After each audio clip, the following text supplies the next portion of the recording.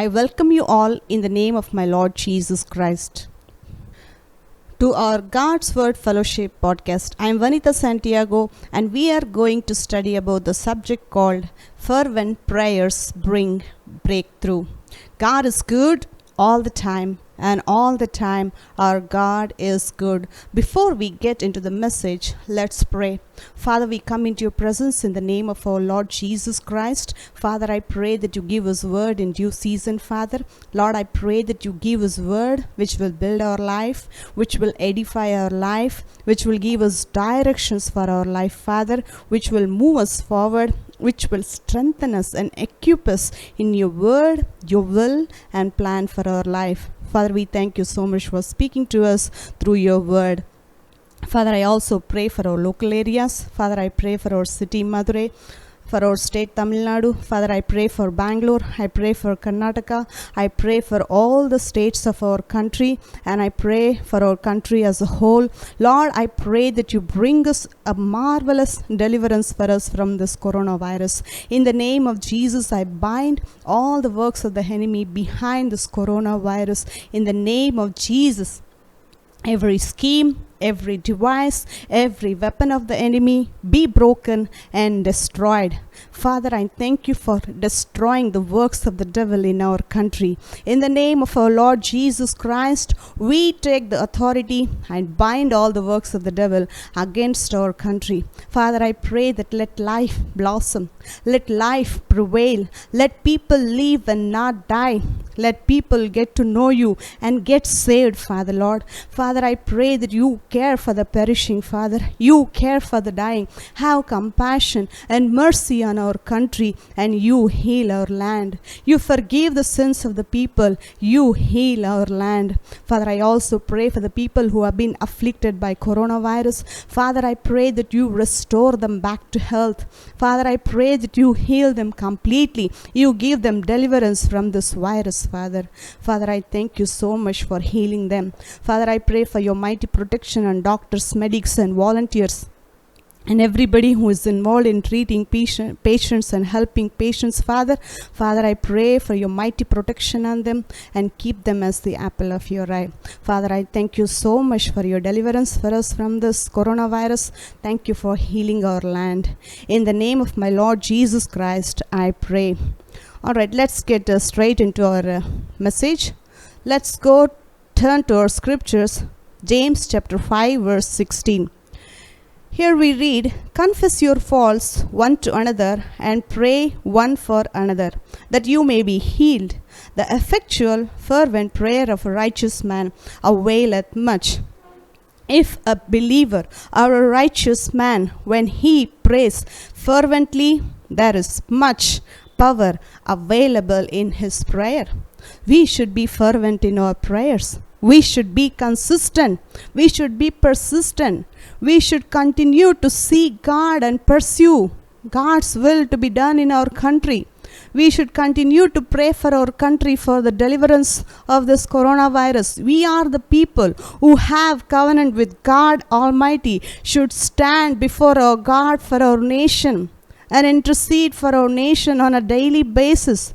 When we all gather together as one and in unity and pray for our nation, there's going to be a breakthrough for our country, India, from this virus. We all have to stand together and fight against the forces of the devil and against all his wiles and against all his wickedness. We have to stand against it and fight it till the time we get breakthrough. We should not be weary, we should not give in, and we should not faint. We should be fervent in our prayers. Let's look at one example to understand this. Let's go to Matthew chapter 15 verse 22. Matthew chapter 15 verse 22. Let's read verse 22. "And behold, a woman of Canaan came out of the same coast, and cried unto him, saying, Have mercy on me, O Lord, thou son of David. My daughter is grievously vexed with the devil." Now Jesus has entered into the coasts of Tyre and Sidon. This is a place where Gentiles live. And a woman of Canaan, she is a Syrophoenician by nation. If you go back and read the Mark account of the same passage, there he is referring to this woman as a Syrophoenician woman, a Greek woman, a Gentile woman, and she is coming to Jesus for help. Her daughter is vexed with the devil, and she is calling on Jesus, calling on him, Son of David, have mercy. Have mercy on my daughter. She is grievously vexed with the devil. She is coming to Jesus for deliverance for her daughter. Her daughter has been tormented by devil. Notice, this woman is a Gentile. She does not have covenant with Almighty God. She is from other nation. She does not belong to a Jewish nation. Yet she is calling on the name of Jesus. She is calling Jesus, the Son of David, have mercy on me. What does she know about the name called the Son of David? Why is she calling Jesus the Son of David? Because she is expecting healing mercies from Jesus. She has seen when people called on the name of Jesus, calling him Son of David, they were receiving healing mercies from Jesus. They were receiving their healing. They were receiving their deliverance. Remember Bartimaeus, who was a blind man?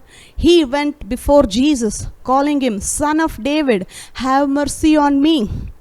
And Jesus came close to him and asked him, what do you want? He said, I may see. I am blind. I want you to restore my sight. Jesus heard his prayer and gave him mercy. That's the reason people used to call on him the Son of David. See, this woman, as she does not have covenant with God, she has seen many people receiving their healing and their deliverance. She is calling on the name of Jesus as Son of David, have mercy on me.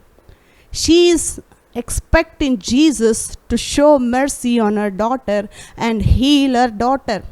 She has come there to receive help from Jesus. Even though she knows that she does not have covenant with God Almighty, she is still coming. Then look at what Jesus did. Verse 23. But he answered her not a word. Wow. This woman is coming and requesting Jesus for help, and she is crying and going behind him, and Jesus is not answering anything. Jesus is not caring, not replying anything back to her. He kept moving forward. He kept walking.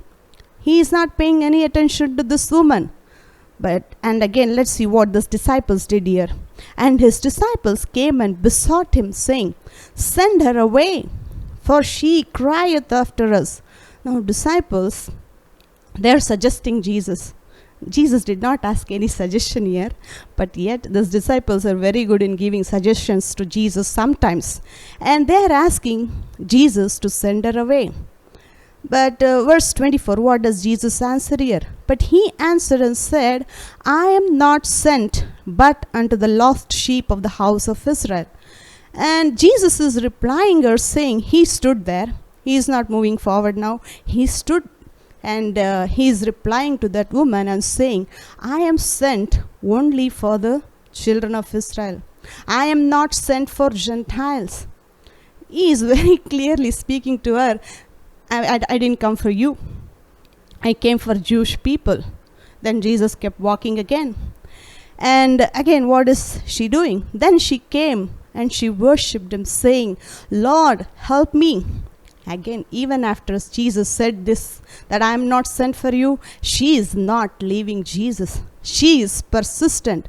She is bent on going behind Jesus. And she is worshipping him. She is on her knees and requesting Jesus, Lord, help me. She is begging and requesting Jesus. Then again, Jesus is replying to her. Then came and she worshipped him, saying, Lord, help me. Verse 26. But he answered and said, It is not meet to take the children's bread and to cast it to dogs. Jesus is telling healing is children's bread. It belongs to Jewish people. Healing belongs to Jewish people, not for the Gentiles. And he is saying in the last phrase of this verse, and to cast it to dogs. Somebody has been called dog here. See, these Greek people, they are not any very ordinary people. Those people are very good in wisdom. That nation is not any low in terms of education, in terms of knowledge. They were the wisdom seekers. And Jesus is calling this woman a dog. I don't want to take the children's bread, and you are a dog. I don't want to give it to dogs. Yet, this woman, she is telling, verse 27, and she said, True, Lord, yet the dogs eat of the crumbs which fall from their master's table. Wow, even though when Jesus called her dog, she is not feeling bad. See, when you go behind somebody and keep asking him when they are not responding you properly, how do you react?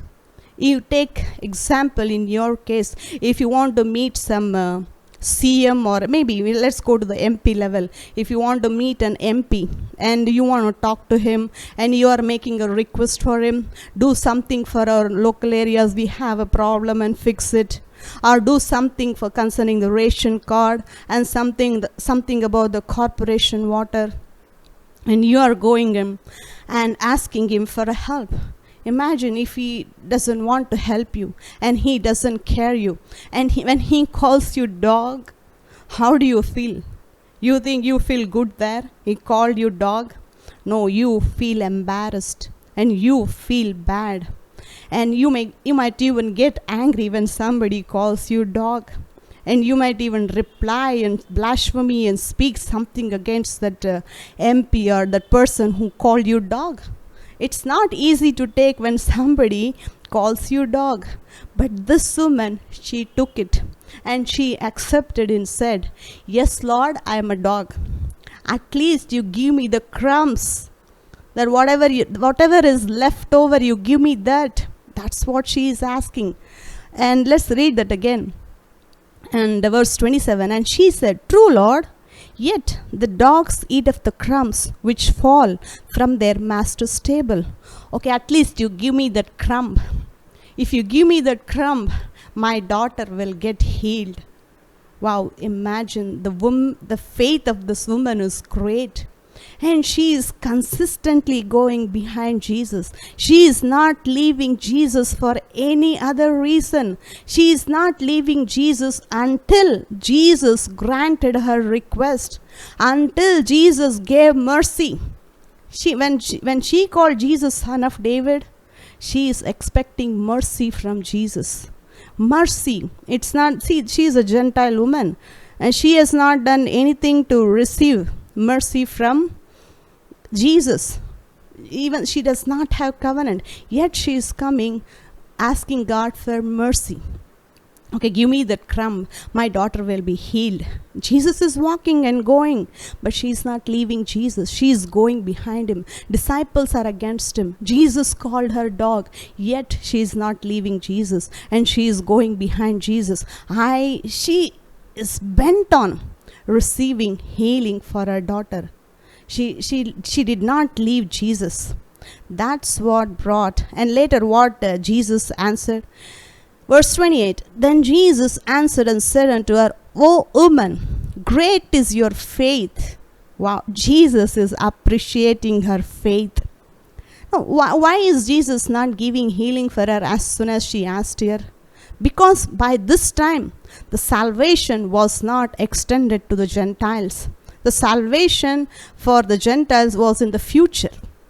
Although it is planned since from the beginning, when God blessed Abraham, saying, In thee shall all the nations of the earth be blessed, Gentiles were already in the plan of salvation. But at this time, only Jews had a covenant with God, not the Gentiles. What Jesus was doing, he was doing according to the law, according to the gospel, according to the law, according to the covenant he was doing. But mercy will be extended even outside the covenant. Mercy can be given even outside the covenant. That's what this woman found out in her life. See, mercy, you see, the whole world is Our whole country is facing this corona situation. Now the Gentiles, even people who don't have covenant with God, they can approach God by asking him mercy. See, this woman did not deserve Jesus to do something for her. That's why she is going behind Jesus, asking him for mercy. So we need to ask God for mercy to be revealed on our nation. Because many people have fallen short of the glory of God. Man has not done anything to please God. Man's ways are not right before God. Man's ways are fallen. They are crooked ways and wicked ways. They are not pleasing God. Man has not done anything to please God. That is why we need to pray for our nation, for God to show mercy on our nation. People think that they sit back and blame God for all the things that are happening in the world. I'm telling you, God is not responsible and God is not to be blamed for this. People have to believe God for mercy. People have to humble themselves like this Gentile woman. She humbled herself. She went bending. She went requesting. She is not demanding, she is requesting, she is asking for mercy.